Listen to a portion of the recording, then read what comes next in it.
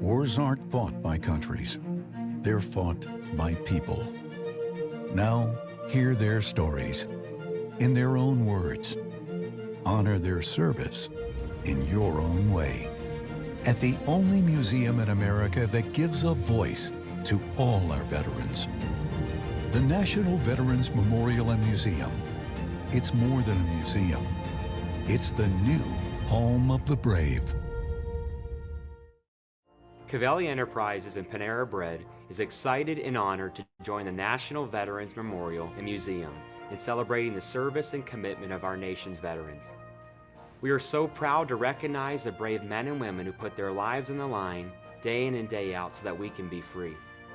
Supporting and celebrating veterans and veterans' causes has always been near and dear to our company.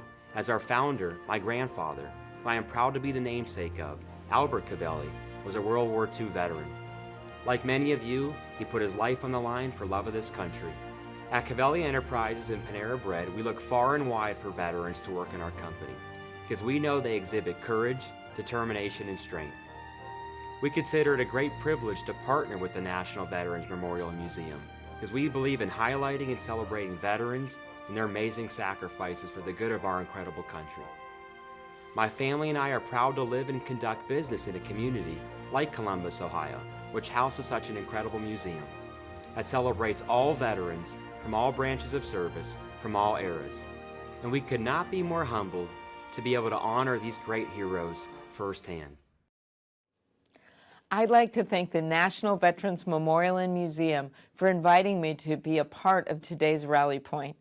It's always an honor to speak to our nation's veterans and their families, and I'm especially grateful for the opportunity to celebrate John Glenn. His distinguished career as a World War II fighter pilot would have been enough to cement his legacy as an American hero. But like so many veterans, his time in the military was only the beginning of his service to our country. How many veterans have we met that serve bravely on the front lines and then come home to run a business and employ people in this country, or to head up the Boys and Girls Club, or to be on the front line at home advocating for today's veterans? Not only did John Glenn go on to become the first American to orbit the Earth, he also served 4 terms in the U.S. Senate, and his taste for adventure never faded. At age 77, he made history again as the oldest person to enter Earth's orbit. Whether he was defending our country on the battlefield, fighting for Ohioans in the Senate, or soaring through the cosmos, John Glenn's courage never wavered. He volunteered again and again to do extraordinary things in the service of our country, and our country is better off for his service. To all of the veterans and veterans' families tuning in today, thank you for your bravery, your patriotism, and your service. Enjoy the rest of the Rally Point. You deserve it. Ladies and gentlemen, thank you for joining our latest virtual Rally Point with the National Veterans Memorial and Museum. My name is Colonel Retired Bill Butler, Chief of Staff, and on behalf of our President and CEO, Lieutenant General Mike Farrader, as well as Trevor Brown, Dean of the John Glenn College of Public Affairs at The Ohio State University, welcome today. We're at another great location in Central Ohio, The Ohio State University. As we begin our week-long celebration of Veterans and Veterans Day, we thought we'd start with an inspirational symbol of selfless service. This man's personal example of courage, commitment, and honor inspired generations of others to do the same thing.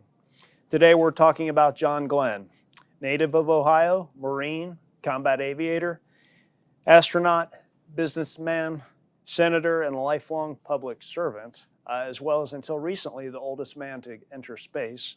Before he was catapulted into fame as an astronaut and as the first American to orbit the Earth, John Glenn was a highly decorated combat aviator in the United States Marine. He saw and served with valor in combat in both World War II, China, as well as Korea. He considered himself a veteran first and was often heard saying that his most important role in his life was that of serving in the military. This morning we'll be talking with Trevor Brown, Dean of the John Glenn College of Public Affairs, and 2 veterans, Air Force veteran Ivory Harlow and Marine Corps veteran Tom Wyke, both directly connected to the John Glenn College, Ohio State University, as well as the National Veterans Memorial and Museum.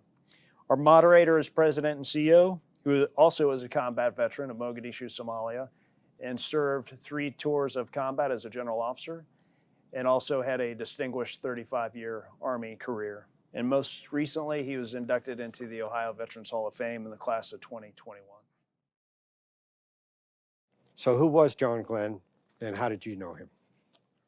So first off, thank you, General Ferriter, and thank you, Colonel Butler, for the continued partnership with the National Veterans Memorial and Museum, which was very near and dear to Senator Glenn's heart, even though it came at the very end of his life. And to that point, you asked me about my relationship and what I knew of him. I honestly did not know him through all the phases that Colonel Butler just laid out in his. It was a pleasure to hear his introduction of Senator Glenn. And so I came to know him at the very end of his life. And with all of those accomplishments, you'd think that everybody would sort of bow down to Senator Glenn, but he never allowed that to happen. He was just a total down-to-earth person who wanted to connect with people where they were. People would always want to ask him stories about all those great things we just heard about, and he'd offer something that was interesting and then immediately turn and start asking you about you. And so he was about one of the most human people I ever came to know, and it was just a pleasure to work with and for him. But as we just heard in the introduction, one of the things that was really interesting about meeting him at the phase of life that I did and many others did is he was at that stage where he was reflecting on his life and telling lots of stories about his various experiences. And when he first came to join Ohio State University, it was after he just left the Senate. So we heard a lot of great stories about the Senate. And then we celebrated the anniversary of Friendship 7 orbiting the Earth, so we heard about his NASA days. But then as he approached what I think he knew was coming, which was his trip to whatever came next as he passed on, he started to reflect on what he thought of as the most seminal part of his life, which was his military service. And as many folks know, perhaps in the audience listening to this, he was a Marine and he wanted to be buried a Marine. And so he called up the Marine Corps as he was planning for his death. And asked, how do you bury a Marine? They said, well, for you, Senator Glenn, we have, this gilded casket and dress uniforms. He said, no. I'm standard issue. I want standard issue casket. I want standard issue clothing. And so that's how he was buried. Where do you think all that comes from? Where does this humility in these great leaders come from? Well, some of it's just got to be innate. I mean, I think it's part of who he was, and where that came from, I don't know. But the other part of it was the community he grew up in, and that started with his family. He was very wedded to his parents, loved them dearly, and then beyond that, the circle enlarged to first be Cambridge, Ohio, where he was born, and then New Concord, where he spent most of his young life. And he would tell wonderful stories about parades and baseball games and kind of the Americana of yore.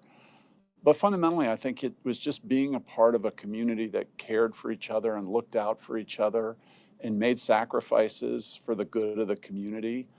So I think as a very young boy, he just came to learn the importance of self-sacrifice for a larger purpose. And so I often think, I have a daughter who's 21 years old. He was right around that age when Pearl Harbor was bombed. And he didn't bat an eye, saying, it's time, I want to serve, I want to give back. And this is the way I can serve this country, serve the cause of freedom. And so I think that was just instilled in him at a very, very early age. With that, as you described, it's always amazing to see these great men and women rise to such a height, and they've got the option to be powerful and assertive and dominating on other people, or to be humble and service-like. And for the audience, the memorial service for General Powell was yesterday, as we do this with you today. And he similarly had all those options to be powerful and domineering and expect things. And he was similar to Senator John Glenn. Again, I wonder why, how strong a character was he that he could fall on the right side of that? That's a great question, and I love the parallel to Secretary Powell. I think Senator Glenn, I know, would feel honored with that comparison. It's interesting because Senator Glenn was an ambitious, competitive person. I think it's naive to say that this wasn't someone who just, was willing to sacrifice all for everything. He was committed to being the best he could be. He was committed to being that top fighter pilot, to being that first American to orbit the Earth. And yet, I think he was very aware of that desire in him to exceed and excel as something that was maybe only for personal advancement and personal aggrandizement. So I think he was aware of his own human frailties, like you would hope anyone would be. And so then that begs the question of, well, how does somebody who is so aspirational and so ambitious and willing to take these tremendous risks, where, as you asked, where do the boundaries come that prevent them from going and doing harm to others, whether in small settings or large? And again, I think part of it's the community. I think he would be the first to say it was his faith. He was a man of God, and he didn't talk about it a lot. I mean, he didn't talk about that very much at all. But when he did, there was clear reverence to a set of moral standards that he thought were important.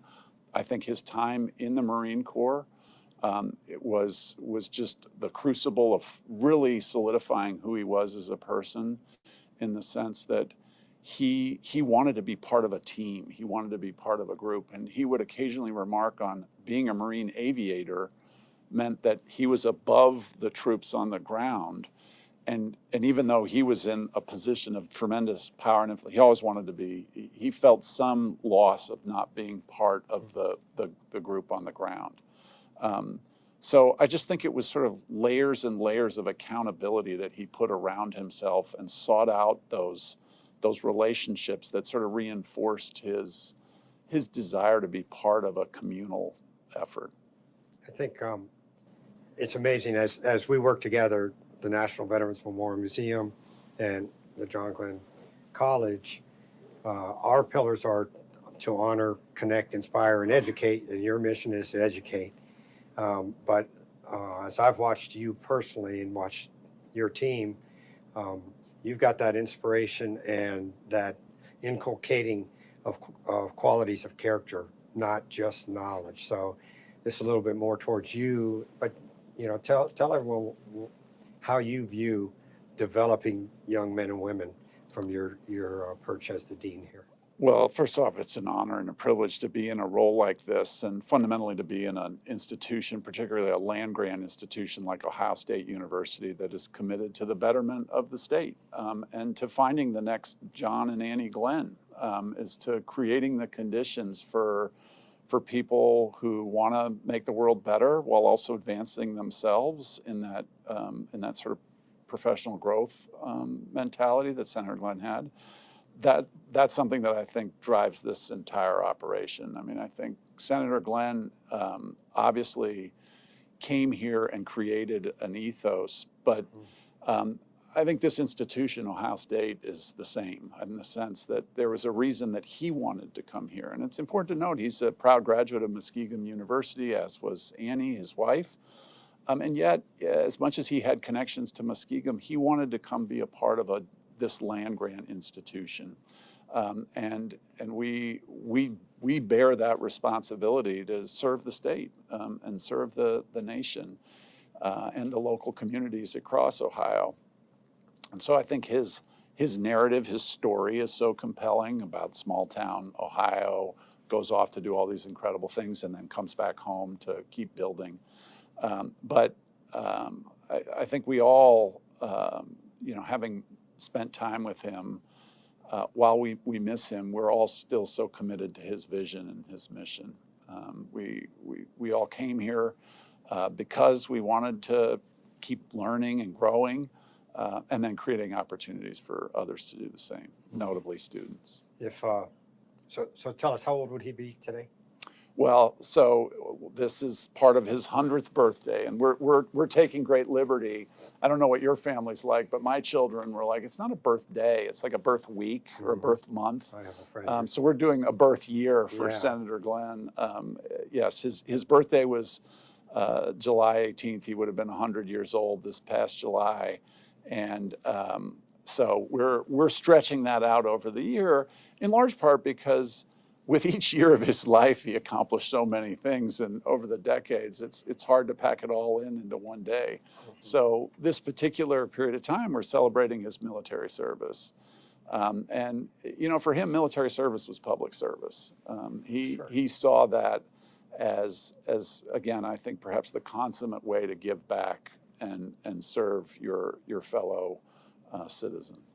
So most of my stories start, there I was minding my own business when suddenly, and the phone rang and someone asked me if I wanted to be the president and founding CEO of the National Veterans Memorial Museum. Sounded intriguing. I traveled from Columbus, Georgia to Columbus, Ohio, so I didn't have to change the whole address on our mail. And 3 years ago, on the 28th of October, we opened. But several months before that, in my first month here, the first person I met in town outside of Guy Worley was you. And we were in a conference room with a delightful lunch and getting to know each other.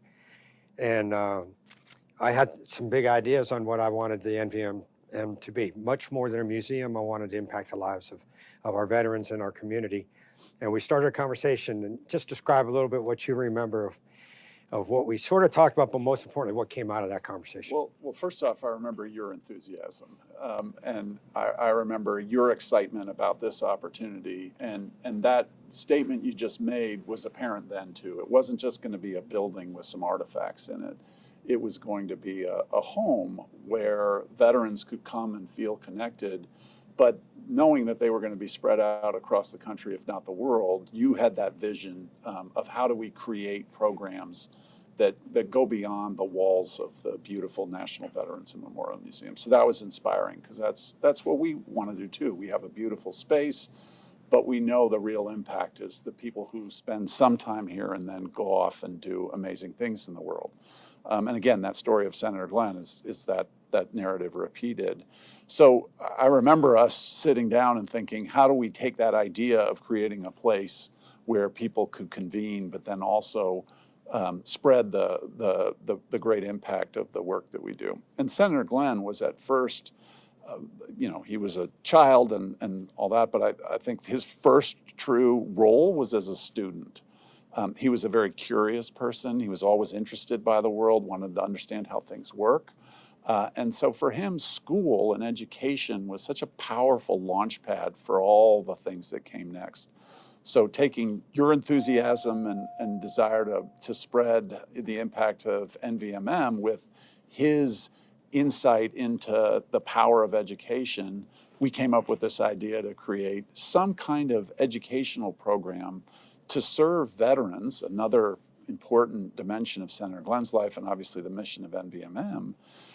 And so then we just started batting around ideas about how could we do that, knowing that veterans would not necessarily all be able to come do a 2 or a 4 or a 5-year degree if it's a PhD.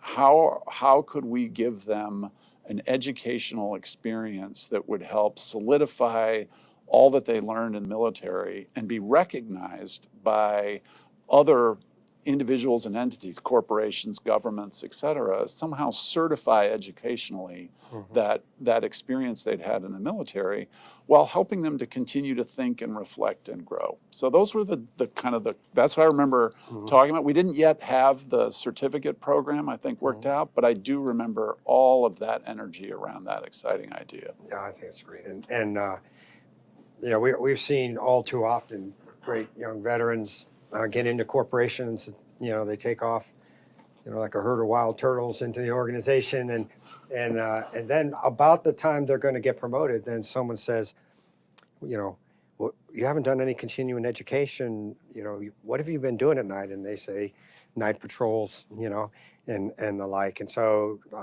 our common vision was, hey, let's get them involved, which is healthy, and for the veteran group also. Let's get them connected with others, which is super healthy. Let's give them purpose, and then let's give them, you know, like the Wizard of Oz, you know, give them that piece of paper that says they got a brain and knowledge, so that they can be leaders like they've been hardwired to be. And so that takes us to our other guests who've been so patient listening. But I'll let you go ahead and chat a question with them. And Yeah, so let's see where this first, goes. I'd just love to introduce Ivory Harlow, who's a graduate of Ohio State University, MBA, but then came and did our leadership certificate that we've been partnering with NVMM to do. And then Tom White, who's a current student in our Masters of Public Administration program here at Ohio State. Both of them are veterans, Ivory in the U.S. Air Force and Tom in the U.S. Marine Corps. So first off, just love to hear what drove you to military service. What caused you to pursue that path? And Ivory, we'll start with you. Well, I loved hearing the story of John Glenn, and I wish my story was that patriotic. But I grew up in a small town in rural Minnesota, and it was the kind of town with old names, meaning old family names where people stay there. And I saw two ways out of that town.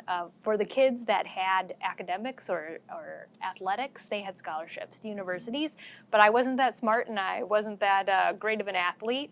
And the other way was the military. So truly, without having anyone in my family that had served, I didn't know anyone that had served. Especially as a female, I didn't know any other females that had served in the military. It was a leap. I didn't have a huge lot of support, but I knew that was my ticket on to other things, so I took that.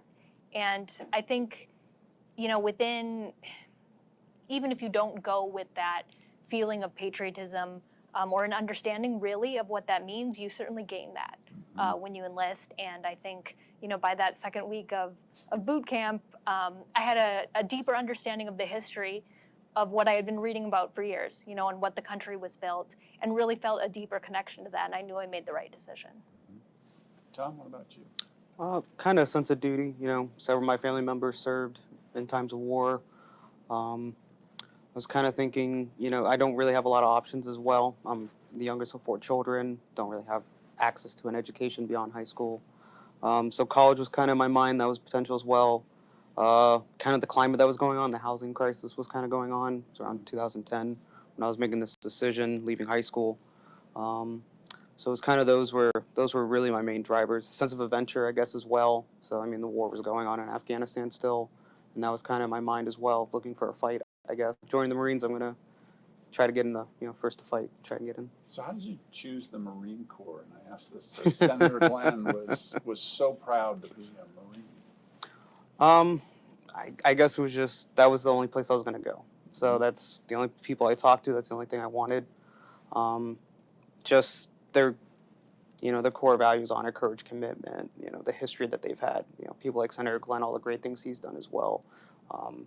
Those are kind of the things that really led me to them and as well. So Ivory, he was an aviator. How did you choose the Air Force? Well, you know, it was sort of what the jobs that I saw would have some skills that might transfer. I did a lot of Googling on Google. Like I said, I didn't know anyone that had served in the military, so it was a lot, what do I need to do for basic training?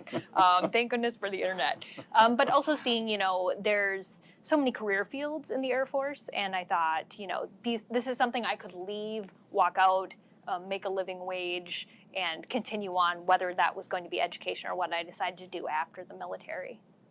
Often after your tours of duty, be they one enlistment or one go as an officer or a long time, we'd like to say we sort of got our masters in leadership or masters in infantry.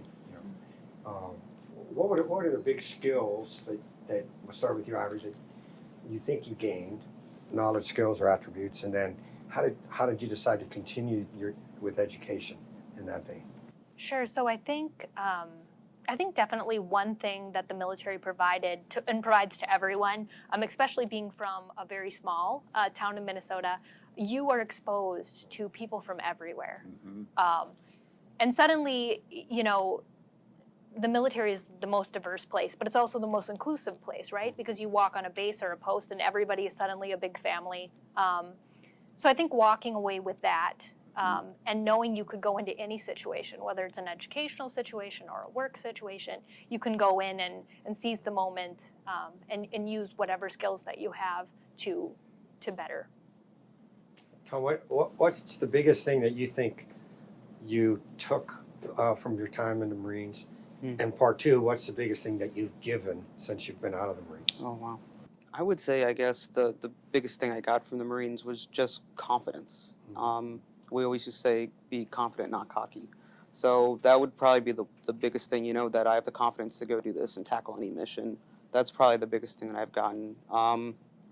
And just giving back, I guess, is trying to be that person. So whatever path I blaze, I try to give back to others as well, through mentorship or through any means of, through policy, anything that I can do as well, volunteerism. So just continuing that leadership and giving back to others as well. What challenges have you faced now coming out of the Marine Corps, whether that be just in civilian life broadly or here at Ohio State University? So when I left the Marine Corps, I did not have an easy transition. I had post-traumatic stress, I dealt with alcoholism, a lot of other issues as well, isolation, suicidal ideation as well. So having a strong support system, family and friends, was really helpful. The community at Ohio State, I searched this out. I went to a lot of other universities and a lot of other places and met with their veterans offices and met with other people as well. And this was the most welcoming community that I could find. And I should forgive the interruption, but I should say, and I should have done this in your introduction, you had a Bachelor's of Science here in social work. Yes. How did you choose that degree program? I bounced around to a couple other degrees before. I was in education for English. I got to do an opportunity at one of the schools here in Columbus, and after seeing that, I realized that I'm more suited for macro level work. So, trying to, education policy is something that I've worked on as well. And after doing that, I really got involved with the social justice aspect of social work, because that's what their roots are in. So I'm not really a clinical thinking social worker. I'm more of a policy and social justice thinking, and that's what ultimately led me here, was to get more into policy work. Excellent, great. That's great. Ivory, what about you? What were some of the challenges you faced leaving the Air Force and entering civilian life and the university? Well, I think as a veteran, but probably even veterans' families, when you leave a military environment, even if you're living off base, really, you're surrounded by military people, and there's that sense of community that's there, that's instant when you move into a place.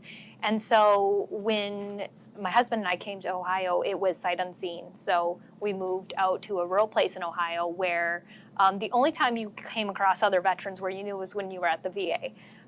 And so I guess I never knew the value of what that felt like to be with fellow veterans until it was gone. And then realizing I really missed that, and realizing that sense of belonging was something that I really needed. I think, I'm sure later we'll talk about the LCERT program, but I think that that's one virtue of the LCERT program, is that you're with a cohort of veterans. It feels very much like you're all just on base having lunch, or on post, you have an instant sense of connection, and you're working through the LCERT program together. So you also have that feeling when you're on a military base, whether you're working in logistics or whether you're in military police, whatever you're doing this thing together. The LCERT felt very much like that. Do you know, during the LCERT, did you see folks reaching out to each other to help when someone had an issue with this or an issue with that? What was your experience with our LCERT and the team helping each other out? Absolutely. I think especially in the small group kind of setting and talking, a lot of times those conversations went way off because everyone got to know each other. Even to the point of where there were others in the group that perhaps had not, been in a higher education setting before and they were really intimidated by some of that, but being able to help other folks through that was something that I think that was really valuable, both for those that were seeking help and those who were helping, being able to do that with each other again in a meaningful way. As you both went through the program, how much did you see your professors learn about what the veteran ecosystem is? So as we progress week by week, what do you think that Yost and the other gentlemen learned? So Ivory was in the Leadership Certificate for Veterans program. Why don't we start with you, Ivory, and then we can talk about your experience at the Bachelor's of Science and then sure. Thanks for helping. Master's Public Administration program. Sure. I truly appreciated the professors in the program's curiosity and openness to having those conversations with veterans in a way that you can tell that they're really interested and really engaged in the person's development throughout that course. So I think, their openness to hearing what folks have to say. I remember our professor during the program said, well, you are sure a passionate bunch because I tell you to write 5 pages and I get 10 pages, but I'll let it go, because there was so much to talk about, I think, that we hadn't had an opportunity to voice before that program. Very excellent. Yeah. So Tom, this was the program that Ivory's talking about, is a program which was a group of veterans altogether. How many were in your class? I think maybe 14, 15. Yeah, that sounds right. Yep. Whereas you came into a giant university, it's a massive place. There are probably about 2,000 some veterans or military affiliated or active duty here at Ohio State. But that's still in a university of 60,000 people. That's a small group. Did you feel isolated here at Ohio State, or was there a connective network? And then I want to follow up with General Ferreter's good question about how well do faculty and instructors understand the veteran experience, if at all? So because this university is so large, I kind of felt at home. It's like being on an installation. So I really enjoy. There's tons of gyms here. There's tons of places to eat, and that's kind of like being on a base. You get to choose what you want to do. So that was something. And then there is a close-knit veteran community here. So you have the veterans group, the Student Veteran of America's group that I joined as well. I was their president for a little while as well. There's a veterans lounge, so you can go hang out with other veterans at any time you want to. So I always felt like there's a close-knit group here, and I always felt welcomed. What about instructors? One of the things I often reflect on is, so we have the benefit, Senator Glenn was a man of many colors in the sense that he did so many things. And so we can connect through his story to students in lots of different ways. But I will admit that it was, again, as I said, late in life that we came to know about his veteran experience in that personal way that he told that story. And it was so powerful and profound to him. And as instructors who haven't had much experience in the military, I have family members who currently serve, and my grandfather served in World War II, but he died before I ever got to meet him. So as a faculty member, I don't have my own personal experience. What has your experience been with instructors in the classroom, and what are things that we as instructors could do to make the experience for veterans a more welcoming and inclusive one, to use Ivory's words? Luckily, I was in social work, so they're always very welcoming people that, they have the interview skills and the listening skills to hear you out and know what's going on. So I had that benefit. With the other instructors around the university, I don't know what that's like for other students. But I had that. I was benefit. That was benefit for myself. Most of the instructors that I do know, they do have some affiliation with the military. One of my mentors, John Provenzano, who's a social worker, he works for the VA and he's an Army veteran. So I always talked to him about things that I was going through or anything that I needed. He would direct me. So that was always a benefit that, like I said, I had a really good support structure that I put around myself and network with others to try and find those. I'm so glad there's a community here you're able to find. Ivory, you did an MBA here at Ohio State University. What was that experience like? Well, I knew I was going to be okay when I pulled into the parking garage and there's a Brutus dressed in BDUs outside. So, just the testimony, though, to the fact that Ohio State University really tries to lift up the active duty and the veteran students that are here on campus. The MBA program was fantastic in providing necessary skills, business acumen, being able to understand financials, those key pieces that you need as a leader in business. But truly, I feel like the LCERT program provided the leadership skills, being able to articulate what you can do to lead an organization, for example. Those kind of critical skills, I feel like the LCERT filled that gap. So General Farrader, a question for you. Okay. Going back to our meeting in there, so we had that general idea, and then we ultimately crystallized it around the leadership certificate for veterans. You've taught in that program as Colonel Butler. What's been your greatest pleasure about participating in that program? I think one of the pleasures from the first class to the last, you see the individual development, individual confidence coming out, and and tangibly having something that they can use in their life and in their profession. And then seeing the team come together. So that the progression of both of those is really obvious and joyful to see. And then, our aim is to keep them together, do events each year or semi-annual that causes sort of the National Veterans Memorial Museum, John Glenn College Fellows, Yep. Because by, with, and through these folks, they're going to go out and they're going to make America super duper. They're going to make their community super duper.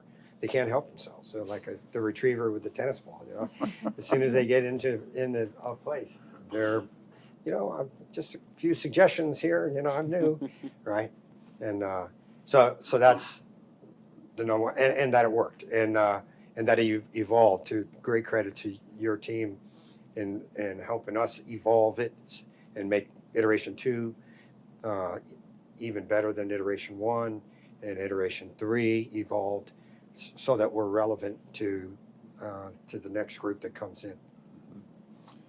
So Senator Glenn was, again, as I said earlier, he just believed in the transformative power of education, and he was a tremendous believer too in lifelong learning. So as much as he focused on K through 12 in his Senate years, he did a lot of his work there, trying to focus on improving the K through 12 space. But then he came here to an institution of higher education and wanted to start an undergraduate degree and then other programs. So for him, it was just sort of about learning throughout one's life. And I'd be interested just to hear you two reflect on whether that also resonates with you. And is this just a step on the road to the next thing, or is this sort of a fundamental part of what it means to just continue to grow? How powerful is education for you in your life's course? It's incredibly powerful. So I always view the principle of being a continued learner. So you never stop learning, you never stop being curious. Like you said, Senator Glenn was a very curious person. So I like to take that as well and continue on, his legacy. And this isn't just a stepping stone. I'd like to see myself back here, maybe as a professor one day or reaching out to others and continuing on as well. Great, thank you. Ivory? I think lifelong learning is incredibly valuable. Some folks can do that by reading books and watching videos and doing their own self-study. Some of us do better when there are parameters around that and there are metrics and we can hold ourselves accountable to programs. So I like thinking of, whether it's a certificate program or a degree program as maybe it's a stepping stone to the next degree program or the next certificate program. But really, once you stop seeking those things and once you stop trying to advance yourself professionally, you stop growing personally as well. I don't know what your experience was like in the classroom, but one of the things I love about being at an institution like this and just hearing you say the possibility of coming back and teaching at a later date, I never see myself as a teacher, always as a student. I learn from my students, I learn from the material, and the material is constantly changing. So just being in a classroom is just a real pleasure, whether it's an in-person classroom or a virtual one. And so it warms my heart to hear you guys carrying on that fundamental tradition of Senator Glenn, of just always wanting to learn about the world and get better, and learn about the world with your peers. I think it's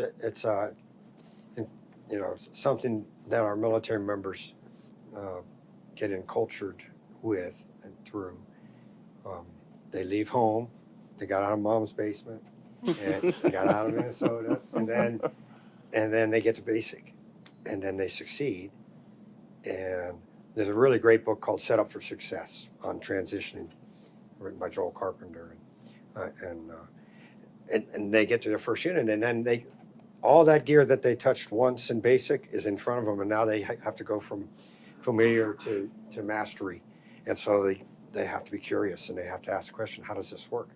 As do the officers that have the soldiers or sailors or airmen, marine underneath them.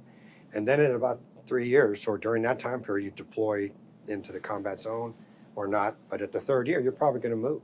Mm-hmm. And it could be part of military education or just the next unit. And so it starts again. So it sort of almost, you would feel stagnant if you were in the same squad, in your 8th year, unless you're in the Rangers or something like that, where they want to never leave. But you would feel like, hey, I'm not progressing. Yeah. And also I think most young military members are watching the fastest progressing friend of theirs. Mm-hmm. Oh, Joe got his degree and I'm a corporal. Oh, Joe has his own business, or Sally has her own business. And so I think that also gives an internalized drive to improve, to challenge, master, move to the next level. Yeah. What's the next challenge for you? Well, I would say probably one of the greatest benefits of the LCERT program is within 30 days of graduating that program, I was offered a new position in a nonprofit, in a leadership position, which I took. Yeah. Thank you. So I am 5 weeks into that now. But awesome. It's been fantastic opportunity for me to take. So I think that's the uphill battle from here on. I think it's amazing, Ivory, because leadership, as we said, is who you are, and management is our tools and what we do, at least my opinion. And so you can't be in a leadership position unless you have people to lead. Mm-hmm. So do you have people to lead? Yes. Yeah. So, I mean, what a feeling. How's that feel? It feels wonderful. It's also, butterflies in your stomach. But that's something that is also really exciting. That keeps you getting out of bed and excited for every day. So. And then, so why did you walk into our rally point when you walked into our rally point? So rally point was a brunch. We would set up and invite all veterans, anyone who wanted to come, and want to make sure they weren't living in a car, make sure that they weren't hurting bad, and make sure that they had employment, and then later that they understood what their benefits were from the VA and from Department of Labor. And again, just kind of one of those, let's give it a go, invent it and see what happens. And then you walked in, and tell us how you got there. And so I've been connected with the NVMM since the beginning. So I went to the opening ceremony and all that, so it was really a great ceremony to be part of. I went to the rally points for camaraderie, to continue with that community, here in Columbus, just the network as well. So that's something that I've always worked for. Me and my other fellow students, that we always we say network until you die. So you build out that network. It's always about who you know, not always what you know. So that was another big component as well. Did you get what you were looking for? Yes. Great. So Trevor, having now the benefit of hearing all of this, I don't often like this word, but how do you feel about what you've created?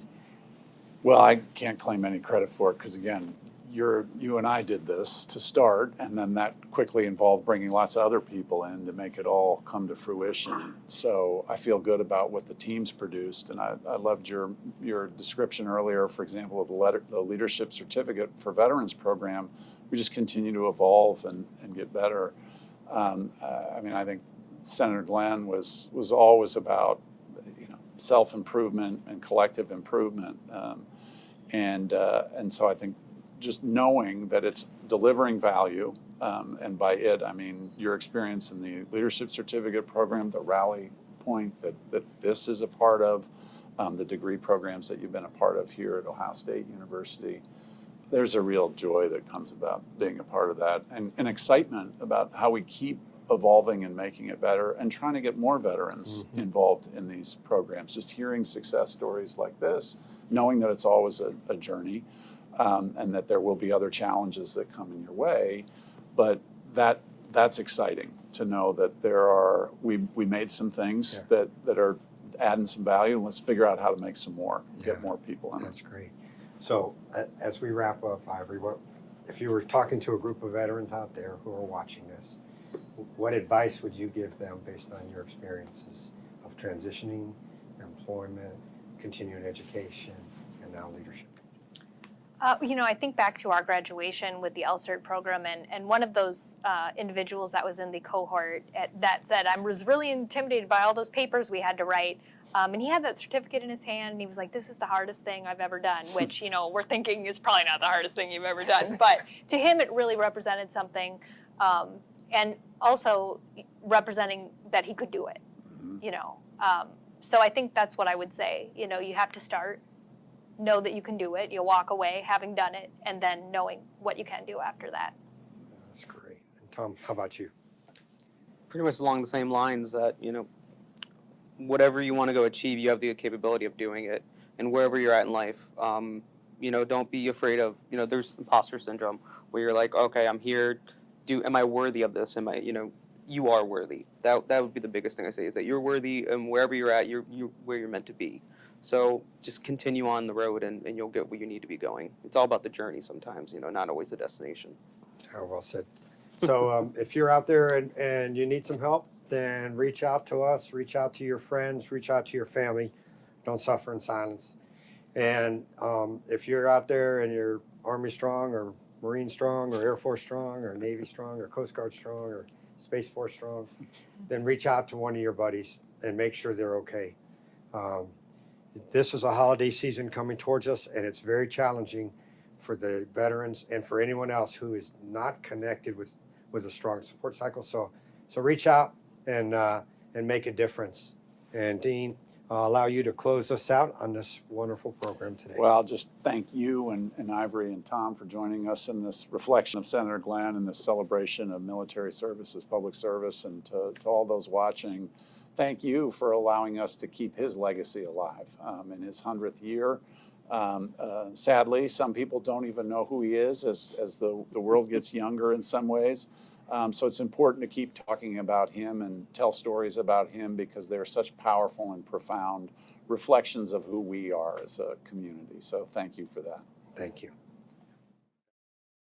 As the son of a veteran, I have the deepest appreciation for all who have served or are currently serving our great country. And I'm incredibly proud of the work being done by the National Veterans Memorial and Museum. It's a place of inspiration, remembrance, and learning. It offers a unique experience you can't find anywhere else. Most importantly, it gives a voice to every man and woman who answered the call of service to our country. I recently brought my young granddaughters to visit. Later that night, I heard them telling their dad about the heroes they learned about. The museum made that special moment possible. I encourage you to join me by investing in the museum's important mission as a corporate philanthropic partner and personally as a member. Together, we can celebrate and preserve the legacies of our American heroes. Thank you, Trevor, Ivory, and Tom for participating today. Thank you for helping us understand and have a greater appreciation for the legacy of John Glenn's service. A special thanks to Lane Aviation, who has been a sponsor for our 2021 Rally Points. I'd also like to thank Nationwide for their support this month in our Veterans Day programs, as well as Cavelli Enterprises. Cavelli Enterprises owns the Panera Bread locations throughout the state of Ohio, and in the months of November and December, proceeds that they raise at those Panera locations will come to the National Veterans Memorial and Museum. Join us on Thursday, November 11th at 11 a.m. as we celebrate and commemorate Veterans Day. Our keynote speaker will be General Les Lyles, U.S. Air Force retired and former Vice Chief of Staff of the United States Air Force, as well as our great corporate partner, CEO Wayne Peacock from USAA, as well as Franklin County Commissioner and U.S. Navy veteran Erica Crowley. Should be a great ceremony, so please come and join us. Also, as a final reminder, the enrollment window for the Leader Certificate through the John Glenn College of Public Affairs is open until the 12th of November. So if you're interested, please learn more at glenn.osu.edu/veterans. Now, also as a final reminder, despite our national designation, we're an unfunded 501c3. We don't receive federal, state, or local funding, and it's through the generous partnerships, sponsorships, and the donations of members that we're able to provide programming like this. Thank you, and remember to reach out to veterans. It's coming up on the holiday season, which can be rough on anybody. It's also doubly rough given the situation with the pandemic. So if you know a veteran, reach out to them, reconnect. If you haven't talked to one of your veteran buddies in a long time, take the time to text or shoot an email or just a phone call. Thank you, and have a great day.